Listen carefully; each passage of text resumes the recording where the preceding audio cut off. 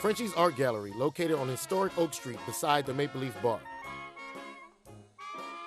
With over 3,000 square feet of space, it features a large gallery front room and Frenchie's personal art studio. Frenchie's Art Gallery is also connected to the Maple Leaf Courtyard, which is ideal for the New Orleans night scene. Frenchie's Art Gallery, 8314 Oak Street. Yeah, you're right.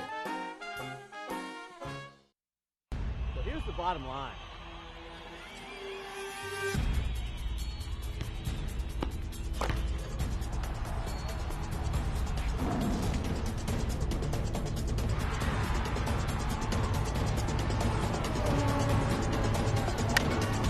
Well, it's funny that you say that.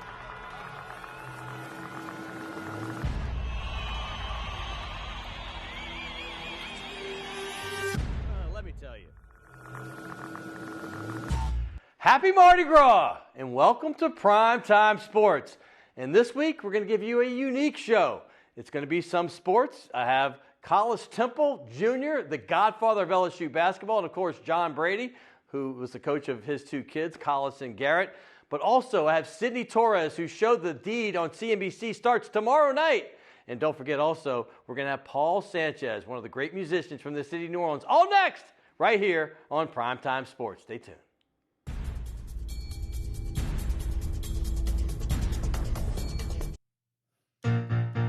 Just sing, sing, sing. Everybody just sing, sing, sing. We're all pitching, put you out there and make a better world to live in. And everybody just sing, sing, sing. Everybody gotta sing. Let freedom ring. We're all pitching.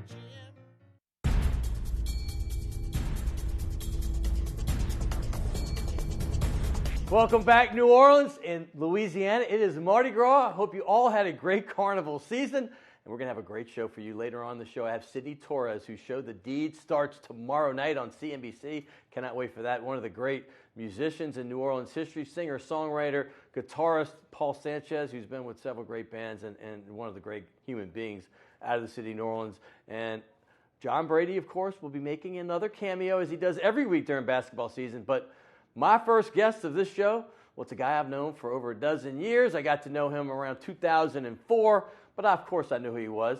He was the first black athlete in LSU history. That's right, all sports history, back in around 1972. He's going to correct me if I'm wrong. One thing I did learn from doing my research is that I thought Dale Brown had signed him, but I realized it was Pistol Pete's father that I saw the picture with, Press Maravich. His name is Collis Temple Jr. You probably know his sons if you're under 35. Collis III played, obviously, LSU basketball in the early 2000s. And, of course, Garrett Temple, who now with the Sacramento Kings, was on that great Final Four team with John Brady in 2006, along with Big Baby, Tyrus Thomas, and Tasman Mitchell, who was a guest on the show recently. Of course, Darryl Mitchell as well. But here he is, the man, the myth, the legend, the godfather of LSU basketball. I'm glad to be here. Collis Temple. Glad to be here, Scott. How are you? So good to see your smiling face again. I probably had about 30 to 40 lunches with you over a 4-year stretch about 10 years ago. Sure. And you're still looking great, my man. Thank you, man. Thank you. I'm glad to be with you today. Well, I know you're good friends with John, but I got to talk about where it all began, you know, because, I mean, when I came around, I was watching John Brady basketball with both your sons. You were close to the program, obviously, with your kids, but I know you had a relationship with John, and we're going to talk about that later. But sure.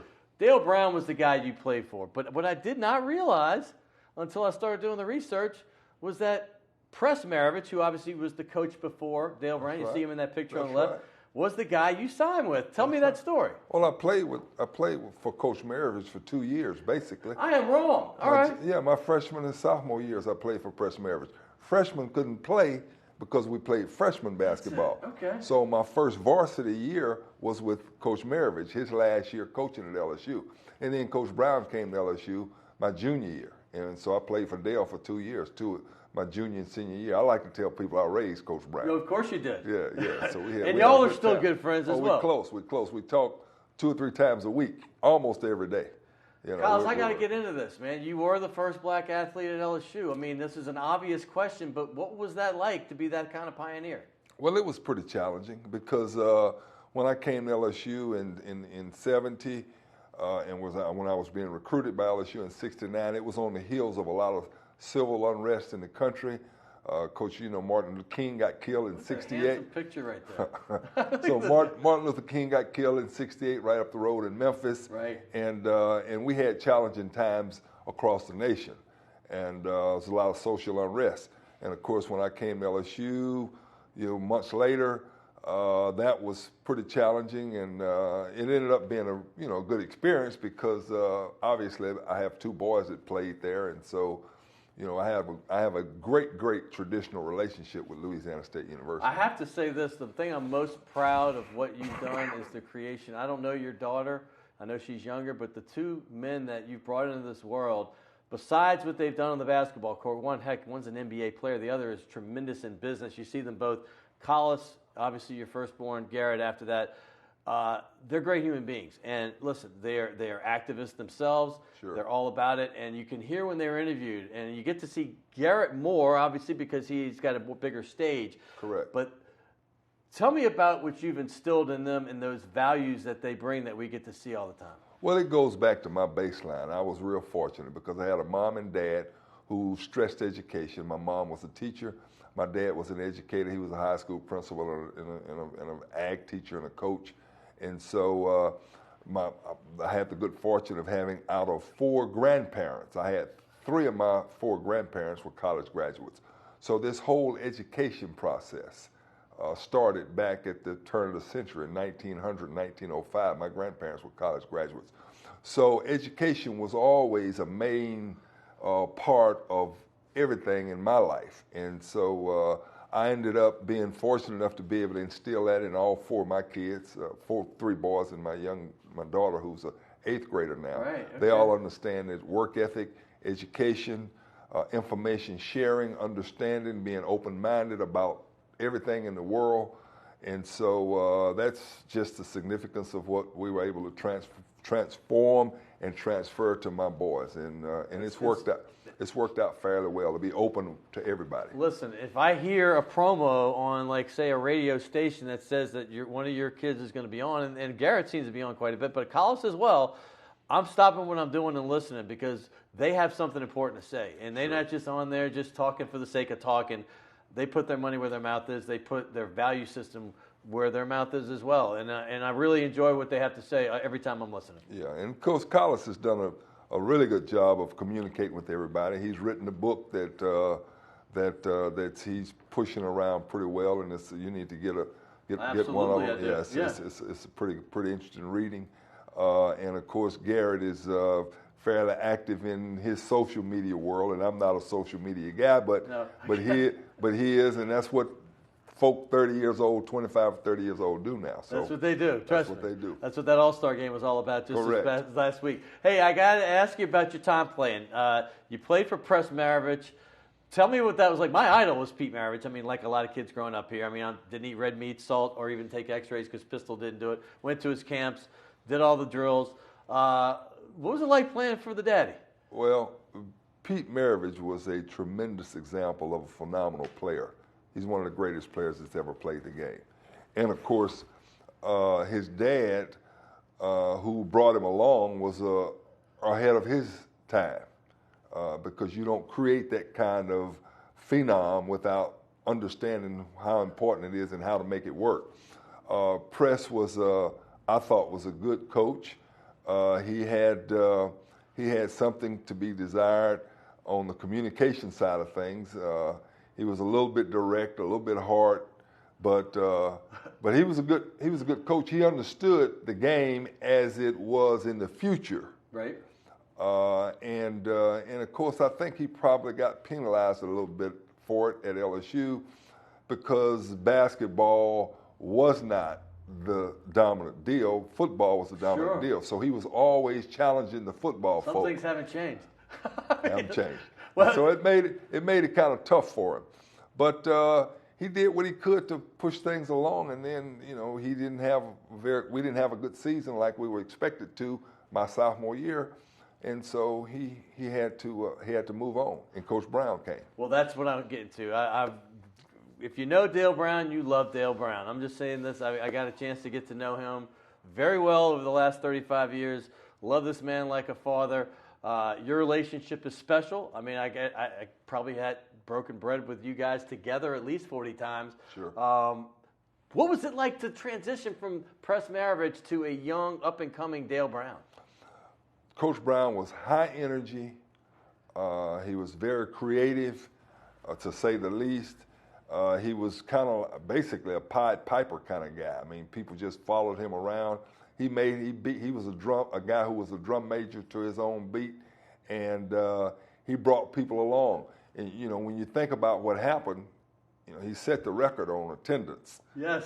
I mean, and my son's a freshman at LSU. He doesn't believe me when I say you couldn't get a ticket for about 12 years in that. I mean, it was the hottest show in town. There's no question, no question. Yeah. And he was a motivator. He was everything that you see him. The way you see him now is the way he was then, except it just multiplied itself because he had so much energy. At 80 plus, he still has a lot of energy and has a lot to say. Yes, he does. Sure. So he was a heck of a coach. You've seen LSU basketball for the last 45 years. Correct. I'm just throwing this out. I didn't expect to ask this, but in your mind, off the top of your head, when you say the greatest players I've seen at LSU, who would they be? Besides Garrett and Collis. Yeah, no, Chris Jackson, Mahmoud. Yes. Thank you. Shaquille. Probably, maybe the best talent was probably John Williams. Hot Plate Williams, Yeah, yes. Yes. And of course, Pete Maravich was top 5. Pete Maravich was top 5. At LSU? At LSU. Okay, he was top 5. That's saying something. Oh, no, he was top 5 now. He was the real deal. I mean, the dude averaged 44 points. He was the real deal. He was the real deal. Yeah, he was the real deal. That's coming straight from the Godfather who has seen it all. His name is Bill Russell. No, I'm just kidding. Collis. Watch out. You sound like the NBA guys when I go around the NBA. Right. Bill Russell's here. Look at this. That's right. Bill That's Russell. when you have to go say, yeah, I'm That's top 3 player of all Correct. time. It gets me on the floor a lot of times. Do it. In NBA games. Whatever it takes. By the way, you did play in the NBA. Well, you played with the Spurs. I know Played they were for a little bit. Played for a little bit. There you go. How about that shot? There he is on the right. Yeah, Swin Nader, Kobe Dietrich, Rich Jones, myself. Gervin wasn't there to take that shot because Gervin always thought he was a guard, so he didn't want to take a shot with the big guys. Now, Swin Nader, did he left, back up UCLA. like UCLA with Bill Walton and Lou Alcindor before that, right? That's right. Rich Jones played at Memphis, and Kobe Dietrich played at And Long Memphis Beach was State. in the finals. People forget about that Great against teams. UCLA, right? Great teams. Hey, we're going to have you on a little bit later because I have John Brady, who's my. By the way, what do you think about John on TV? One of my favorite guys. John Brady was an outstanding coach, and you see that right there. You helped bringing that together. Well, I mean, we all won, man. It's all about LSU, man. It's all about LSU. John's been fantastic on the show. I'm telling you, the insight has been tremendous. Last week, we even got into a little NBA talk with him, but he's here throughout the entire college basketball season, and we might even go to some playoffs as well. But we're going to bring Collis back because I want to have that dynamic with those two. They know each other well. They love each other. But in the meantime, we're going to have a musician, a true Renaissance man from New Orleans. His name is Paul Sanchez. He's been with Cowboy Mouth. He was a founding member of that band, and he has done so many things on his own, 14 albums by himself and collaborations, 11 with Cowboy Mouth, and he's got several other things, a book and everything else. I can't wait for that. Sidney Torres, he is the host of The Deed. Well, he's not the host, he's the star of The Deed. That is starting on CNBC tomorrow night at 9 o'clock Central Time. You're going to want to check that out. He's coming as well right here on Primetime Sports. It's Mardi Gras, people. We'll be right back.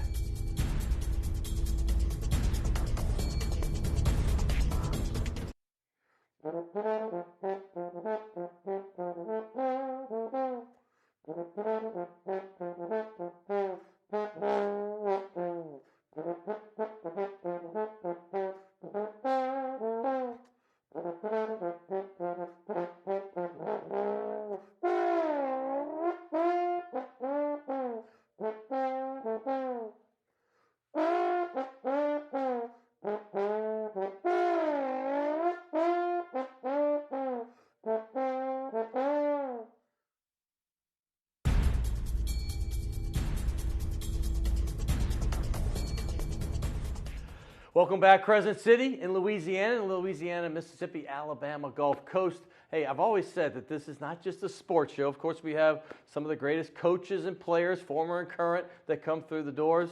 We're going to have Sidney Torres, who is going to be the star of the Deed from CMEC. He's going to be coming up next. But it's entertainment as well. I tell everybody, sports and entertainment. We've had a bunch of musicians. You know Big Sam's been here.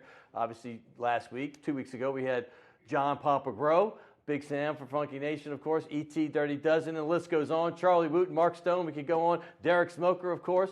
But this week is a guy that I've known at least his music way longer than all those others, because he's been around the New Orleans music scene since I was in high school. He's just a few years older than me. I remember when he was with Ellen DeGeneres' brother, Vance DeGeneres, and I believe the band's called the Backbeats, because they were playing when I was in my formative years. But his name is Paul Sanchez. He's won numerous offbeat awards, Best of the Beat. He's won other New Orleans Gambit Awards for Best Musician, Best Guitarist, Best Songwriter.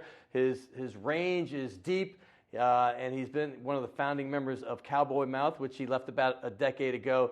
And he's a true Renaissance man. Like I said, singer, songwriter, guitarist. His name is Paul Sanchez, and I am honored to have you appear on our show, my friend. Thanks for having me, baby. Dude, listen, I don't even know where to begin with you, because, like I said, I'm not that much younger than you, but you started at a real early age, and I feel like when I was sneaking out of the house and going into some clubs, and back then we could do that, Paul Sanchez was on stages all over New Orleans.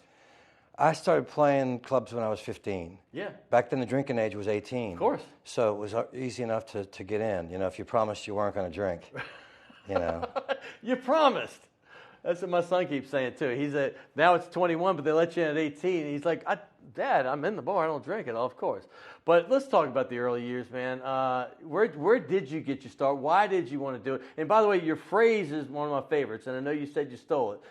I was born in New Orleans. I was bred in New Orleans, and when I die, I'll be New Orleans dead. That's it. I'm New Orleans born, New Orleans bred, and when I die, I'm New Orleans dead. I used it in a song called New Orleans that I wrote with my friend John Boutte, but I actually heard it first from Cooper Manning, who used to be a big Cowboy Mouth fan and used to come to a lot of shows. Nice. Yeah, Coop would call me on the way to the House of Blues. I'd say, it's sold out. He goes, I know, that's why I'm calling. Can you let me in the back door? I'd be like, sure, come on the back door. Not a bad guy to let in. No, he was so funny. He was always pranking the people backstage. You know, he came back with Peyton one time, and people were swarming Coop going, what are you doing these days, Coop? And he's like, oh, I got a sports agency now where I'm hooking up rock people with sports people and putting them in commercials together, and people are showering them with cards, and they leave the dressing room, I look at him, and I just went, and he goes, I thought it'd be a laugh. Yeah, right, exactly. You know. Well, you might need to start that business. By the way, you have, like I said, 25 albums. Last week I was corrected by Papa Grow. He said it's records. But regardless, this is a CD. This is the one from last summer, Heart Renovations. Talk about that span. I mean, how do you get 25? I know some were with Cowboy Mouth, some on your own, but talk about this one and then the rest of your music career and recording. Well, my solo career began simultaneously with Cowboy Mouth. My first solo record, Jet Black and Jealous, came out 6 months before the first Cowboy Mouth record, Word of Mouth. And I was always putting out solo records while I was in the band. That was 14 years. And, yeah, nice. And and then after Cowboy Mouth, I collaborated with a lot of people. John Boutte and I did a couple of records together. Shamar Allen and I did a record. Man, yeah. I wrote a musical about New Orleans called 9 Lives that had 135 New Orleans musicians, from street musicians to Irma Thomas and the late, great Alan Toussaint. That's fascinating, by the way, to me, because I've heard all about 9 Lives. I mean, I'd love to get to the genesis of that one. It was a New York Times bestseller about New Orleans, about 9 actual New Orleanians, between Hurricane Betsy in '65 and Hurricane Katrina in 2005.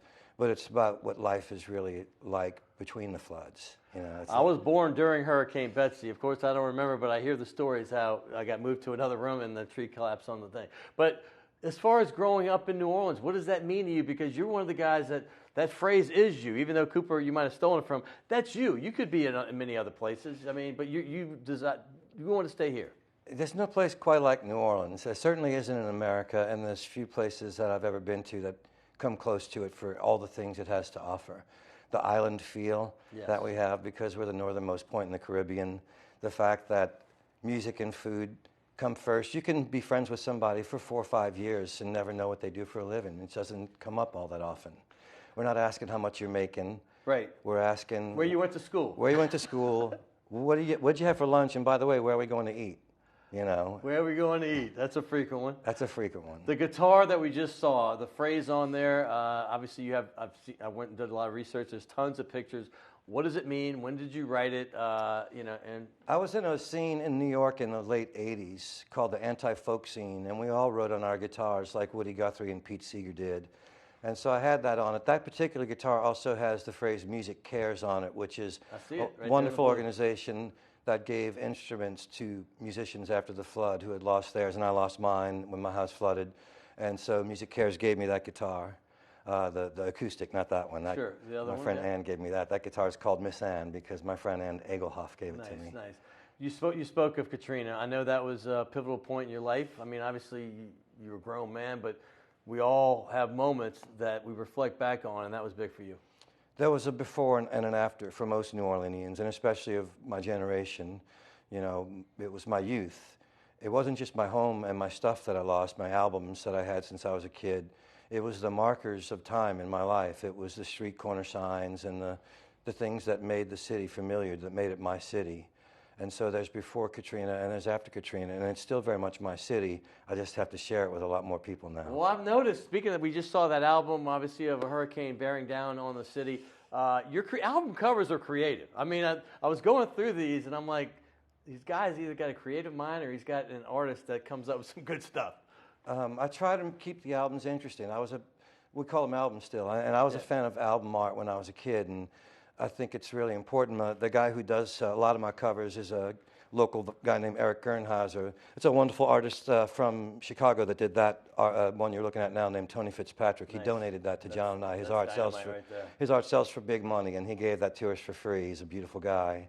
But the guy who does a lot of my stuff is a local graphic artist named Eric Gernhauser, and he always convinces me the importance of, even though it's still just on a CD, how you should think of it in terms of the larger art when it gets blown up to poster size and stuff. So I try to make it still art. It is still art. You're doing a good job of it. And I have to say this, I read several excerpts of your book, and obviously there's a lot of reflection in that. Talk about this Pieces of Me. Pieces of Me began as a series of blogs. After the flood, I was living in Belize on an island down there. I met some folks. It must have been terrible. It was hardship, you know. The hard streets of Belize. Yeah. They had one crime in the 3 months that I lived there. A construction worker from Costa Rica stabbed his friend with a screwdriver over the last beer. And the next day, the third graders were marching in the streets, Stop the Violence. It was a lovely place, man. All right. You've been with my good friend Kevin Griffin with Better Than Ezra, obviously Cowboy Mouth, Fred LeBlanc, and the rest of that group. Darius Rucker. You mentioned a couple folks up in Woody Guthrie. Talk about playing with some of these great musicians and collaborating with them. Well, Kevin is a lovely guy. He sung on a couple of my records, just shown up, and he sang on the 9 Lives record and played the part of a young Billy Grace. Nice. And he's got such a beautiful voice. And then Darius Rucker, in my opinion, is just one of the greatest voices of my generation. He was a platinum-selling artist with Hootie and the Blowfish, and then he is Darius Rucker, platinum-selling country artist, and nobody does that twice in 2 genres. And of course, Cowboy Mouth was 14 years. Which is pictured here, right? It was, 14 just really hilariously fun just years. Fun. The name of the song is? Whichever one you're doing. How many times did you hear that one? Oh my God, more than I can tell you. But Griff and I are still friends, and we're doing some shows over Jazz Fest together, and it's just great memories for me. And I just saw that as the pictures were going by, Rob Savoy, one of the bass players, Mary Lasang, Sonia Tetlow, still friends with, so many people, the crew members that worked for us over the years. It was a great community, a great, great time in my life, something I'll always remember with a smile. Well, we're going to have to bring you back, and we're going to have to get some playing with you. Like we do Bumpers to Break, I mentioned earlier, but Paul, what am I saying? I'm thinking of last week, John Grove. Thank you so much. It's been a month. Thanks so much for having me. Here's a nice gift certificate. Lovely. Enjoy. It's Delashays' new place, Shays Delashays, and we're going to sign this. We're going to do Saints ball because I know you're a Saints fan. Absolutely. But I want to thank you so much. I bleed black and gold. And I have to find that pen, but we're going to I can't believe I'm going to be on a football with Bobby Hebert. Bobby Hebert, Paul Sanchez together. This. Drew's been great for the team, but Bobby was the toughest quarterback we ever had. Loved Archie, huge Archie fan, but the 80s, Bobby brought us. Well, he brought us our first wins. He sure did. He brought us our first wins. There yes, he is. Did. Paul Sanchez, right here. Check him out. He's all over town. This is a musician. Go buy his albums right here. Come on. This is the latest one, Heart Renovations. I believe this is the follow-up, wasn't it? to the first one that Yes, you did? to There Jet you go. Black and Jealous back in '92. This is a treat. I'm going from Paul Sanchez to the guy that's making us proud, Sidney Torres. His show debuts tomorrow night. It's called The Deed on CNBC. He's coming up next on Primetime Sports.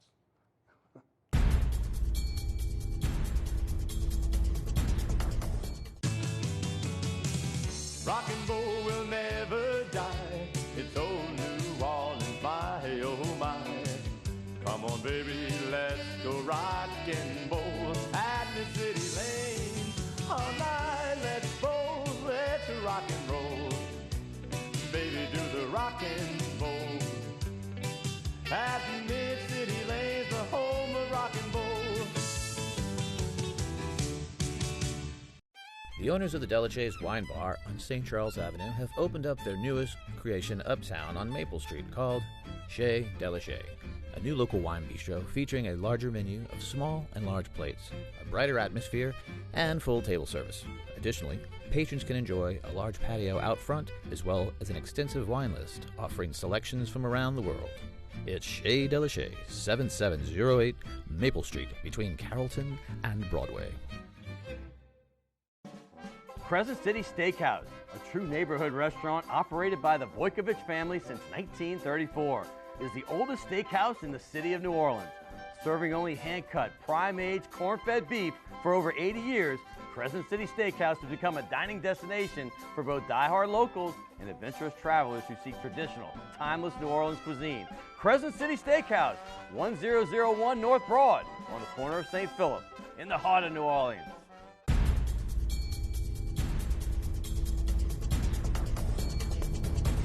Oh, so great to hear the tunes from Paul Sanchez, who we just had an interview with earlier. I got to thank him for coming in to visit me on Primetime Sports. Well, my next guest, if you know me well, you know I'm a CNBC addict. I watch all the shows, the original program, even the ones they bring from NBC, like Shark Tank, etc. But the original stuff, The Profit, Billion Dollar Buyer, American Greed, the list goes on.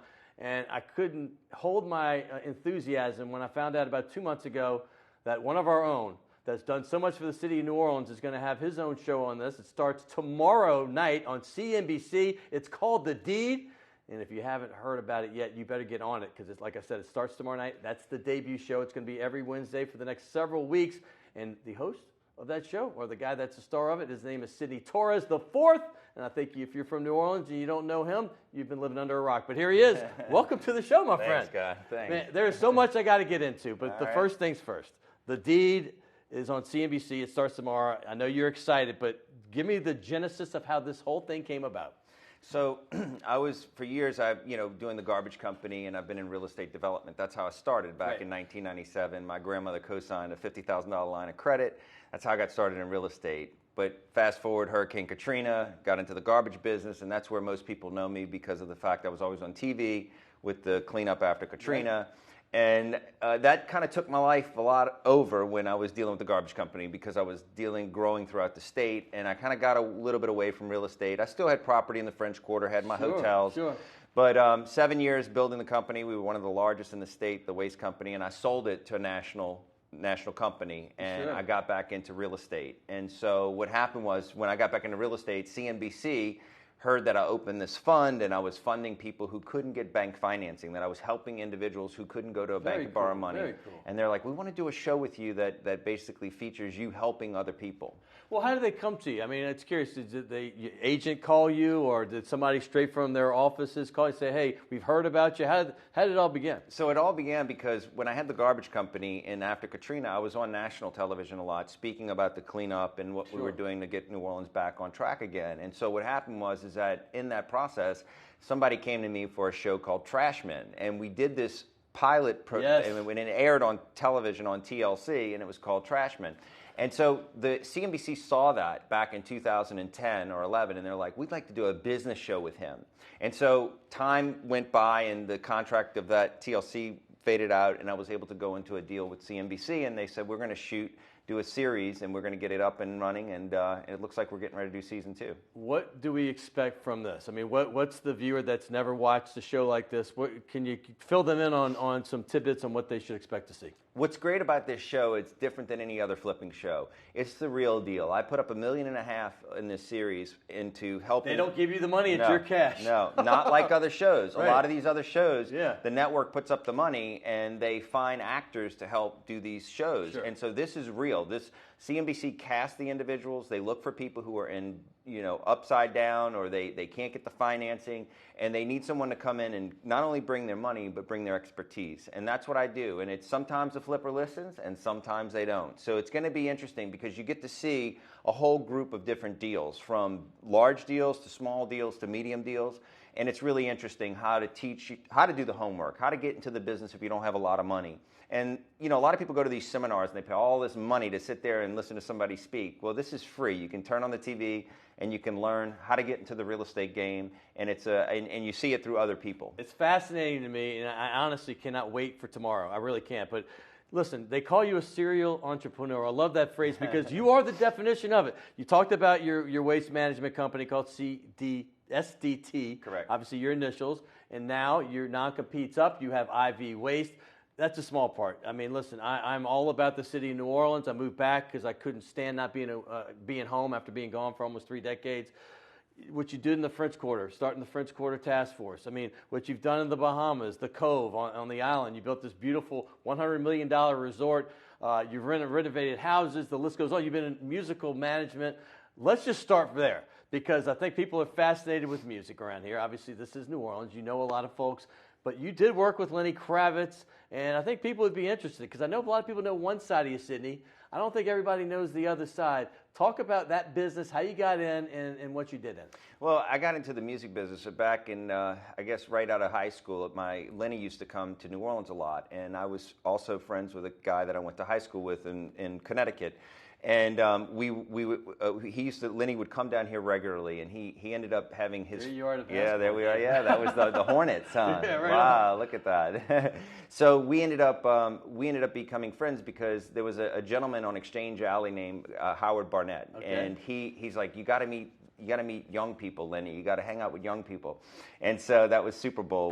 Katy Perry. Yeah, that's when Katy Perry was at Super Bowl. Lenny played too. That was a fun time. So we actually had a great time together in the early days, and I didn't know really what I wanted to do. So I got into radio up and working on the graveyard shift. All right. And I started to really love music, and I always loved music, but really wanted to get into that business. And so Lenny called me one New Year's Eve, and he's like, come to LA and come hang out. Well, I didn't leave. I ended up going right to work for him as a personal assistant for like a year and a half. Very cool. And met a lot of interesting people, and it was great. And he fired me. Might have been the best thing that ever happened. Huh? I thank him every day. I was with him a couple of days ago, and every time I see him, I thank him for that, and we joke about it. But it was a hard time, and I was glad that he did it, because I probably wouldn't have gotten into the real estate side of it like I did. Well, I'm going to say this, because the reason I said that, because there's no one, very few at least, that are super successful that haven't had failure as well. And Absolutely. Listen, we've all been fired at some point. Or if you haven't, good, congratulations. But what did that do for you? It did a lot, because look, I struggled in school with dyslexia. A lot of people don't know. I had troubles in school, and I didn't really, want to go to college. I didn't really feel like, I just didn't feel like I fit in. And so I felt I needed to do something different, something creative. And I kind of went into the music side of things. Yeah. And I got caught up in that whole lifestyle of Sure. the partying and thinking I was I was friends with Lenny, so I could do certain things, and him firing me brought me to a low point in my life, to where I really had to look at, like, where am I? What do I want to do with my life? And I went and got a job working for a construction company, cleaning up and getting the apartment or the house ready when it was finished, to be able to turn over to the owner or the person renting it. So I was like the cleanup guy, and I worked my way up into a supervisor. Then I got my general contractor's license, and I convinced my grandmother to co-sign a $50,000 line of credit. But that wouldn't have happened if it wasn't for Lenny firing me and pushing me to hit that low point.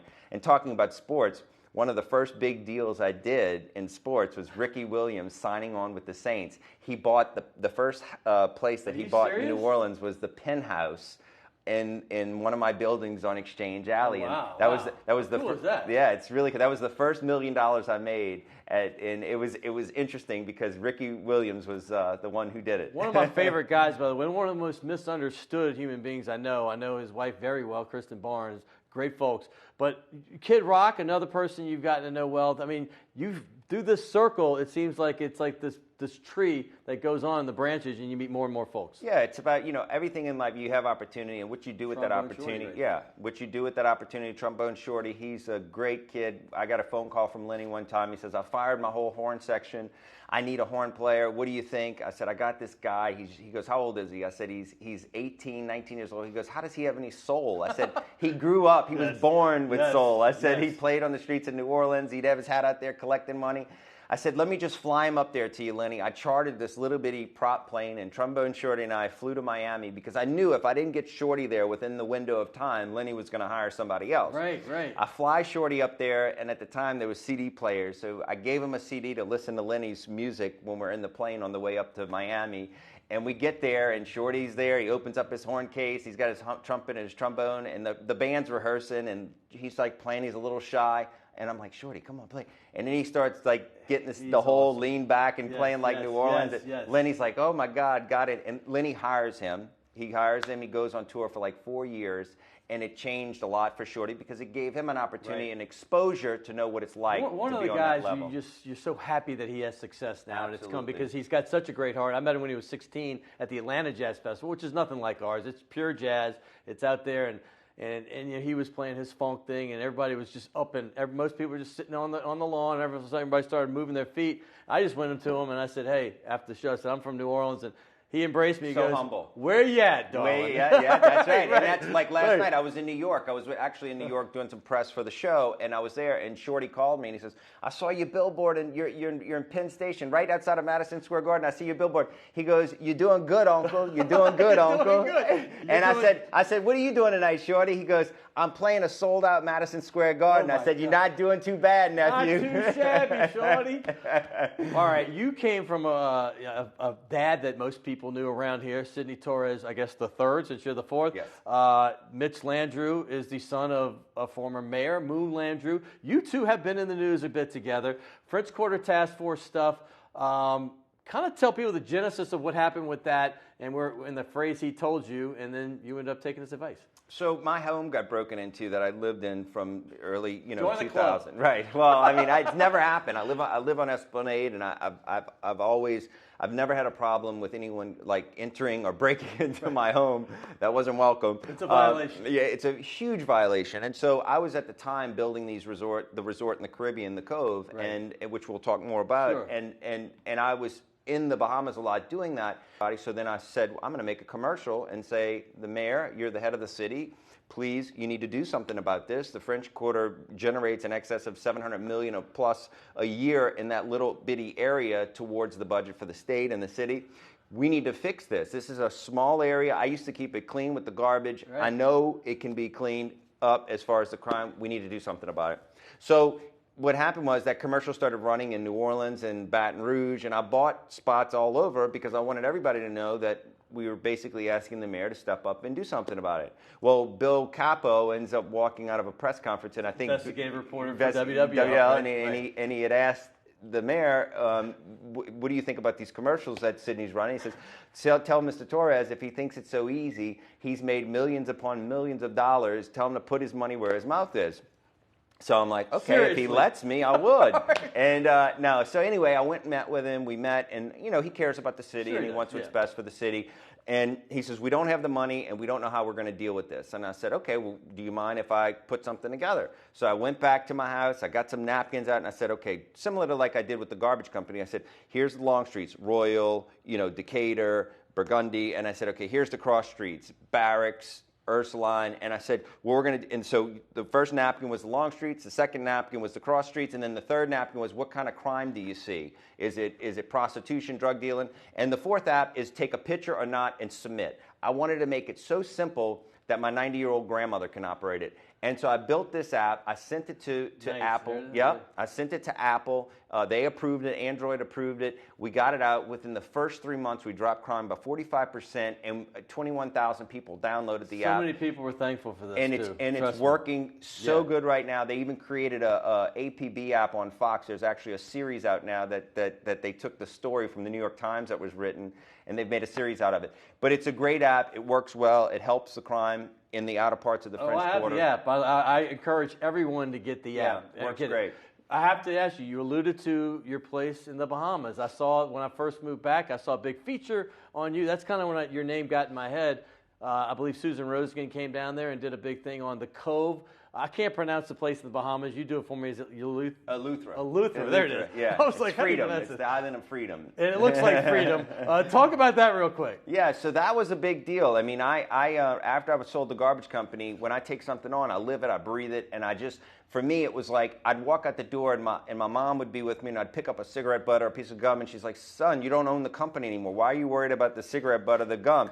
But I was so involved with cleaning up the city that I was just like, I need to get out of here for a little bit, take a break. 7 years after Katrina and just busting, but working really hard, getting out there. So I'm going to go to the Bahamas. Lenny and I used to always go down there with friends. I said, I'm going to buy this place out of bankruptcy. It was an old resort, 8 rooms. I bought it out of bankruptcy. And within the first day or two that I thought I was just going to renovate it and make it a place for me to chill, I ended up saying, man, it'd be great if we had a bar up on the point and we had a villa on this corner. So I ended up building 75 villas, 2 restaurants, and we became the top 10 on Travel and Leisure of places of beach vacations to go. I built it up, branded it, and then got air traffic coming there. And so what we did was I sold it to a big national chain. And that's what I like to do. I like to take troubled assets, turn them around when nobody wants to touch them, and put them on the market, sell them, make a profit, and go to the next deal. And that's kind of what CNBC is about. That's what the deed is about, and we're going to close on that. By the way, the Lafitte Greenway, we'll get into that another time, but that's another space in Mid-City that he is doing great things for. I've seen the blueprints. In fact, we have a few of them here. We don't have time to get into it, but I got to tell you, I have a wonderful $50 gift certificate. You've heard Delachey's. Oh, yeah. Well, this is the new creation that Evan has. It's on Maple, and I think it's better. Love Maple Street. It's wide open. It's beautiful. It's airy. And there you go. It's called Shays Delachey's. Oh, okay. So enjoy that. You're a who-dat. A who-dat. And I tell you, this guy does so much for the city of New Orleans. I am so honored to have you on my show.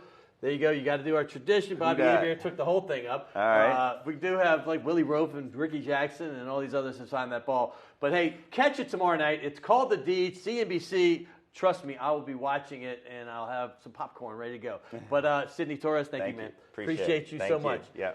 Sidney Torres, hey, we're going to go from Sidney Torres IV to a Collis. His name's Collis Jr. We already had him on earlier in the show, but now he's going to join John Brady coming up next right here on Primetime Sports. Stay tuned. And happy Mardi Gras.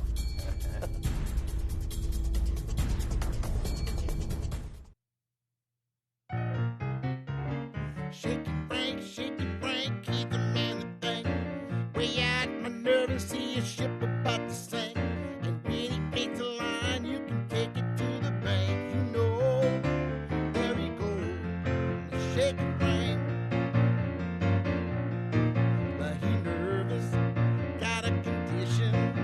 He's working in the kitchen, smoking Lucky's, ashes flying.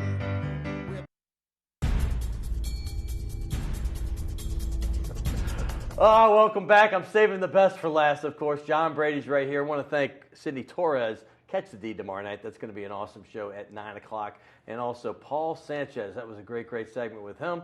And also, well, Collis Temple was here earlier, but I got Bill Russell to come in his place. I'm sorry, once again, Collis Temple's back.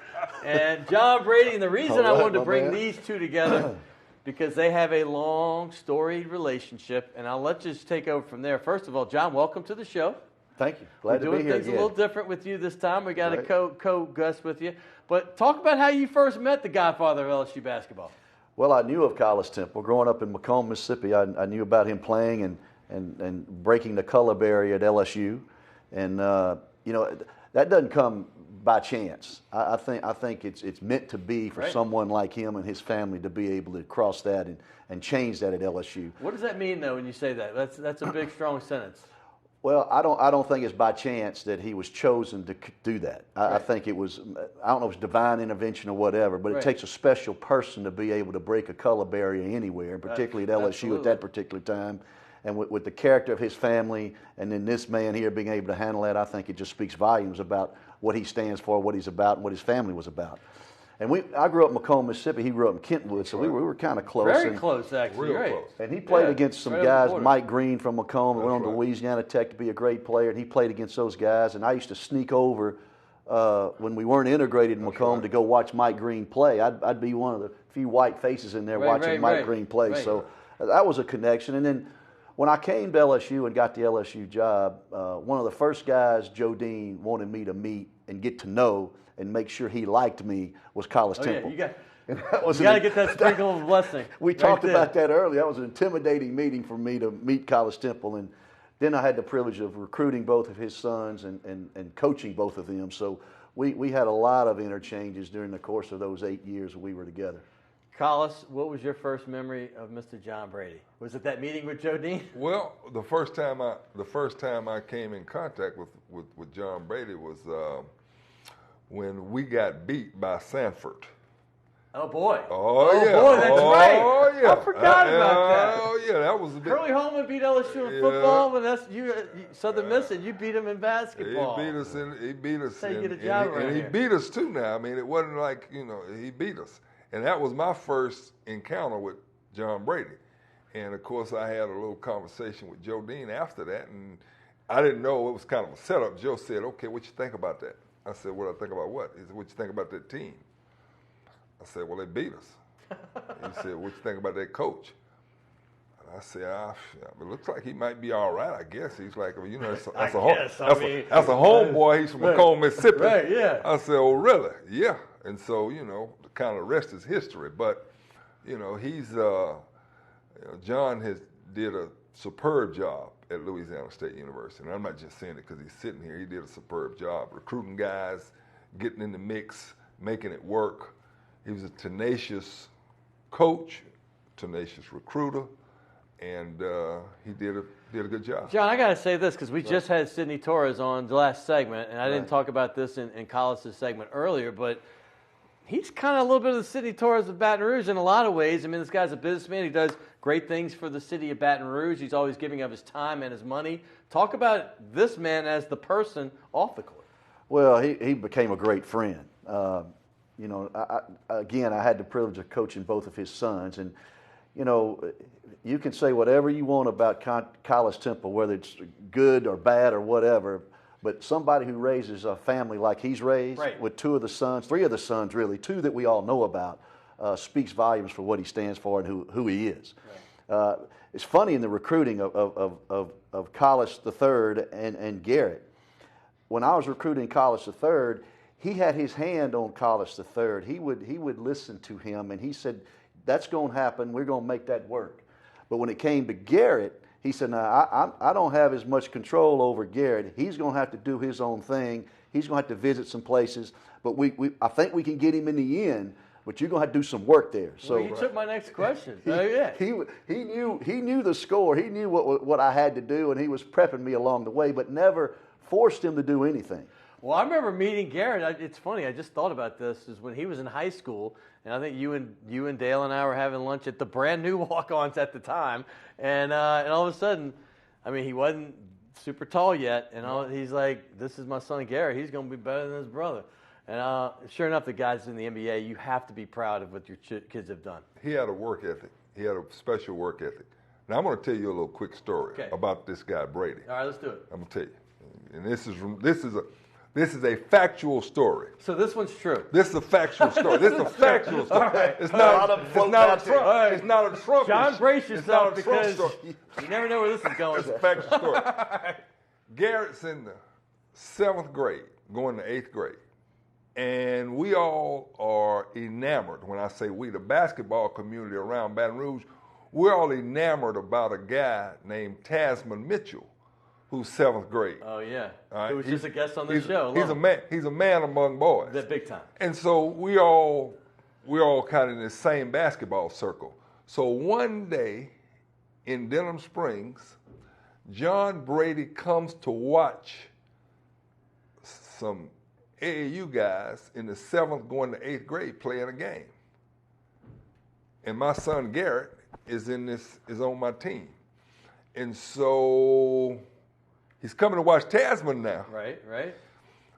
He and Butch Pierre coming to watch Tasman Mitchell. Assistant coach, sure. Yeah. And so after the game, Garrett made a couple of shots, and after the game, he comes up to me and he says, I like that boy, the little thin one. Right. I like him. Nice. And I'm like, yeah, he's okay. He said, no. You need to start that guy. I don't understand. Wait, did you not know it was I don't his understand. He knew. He said, I don't understand how you don't have your boy starting for you. Right. You don't know what the heck you're doing. That's the problem. Right. You need to be starting that kid. That's hilarious. That's a true story. That's hilarious. And of course, he kept Garrett in his eyes. And then a few years go by and we get in a scrimmage game. I sent all of my AAU guys to his basketball camp.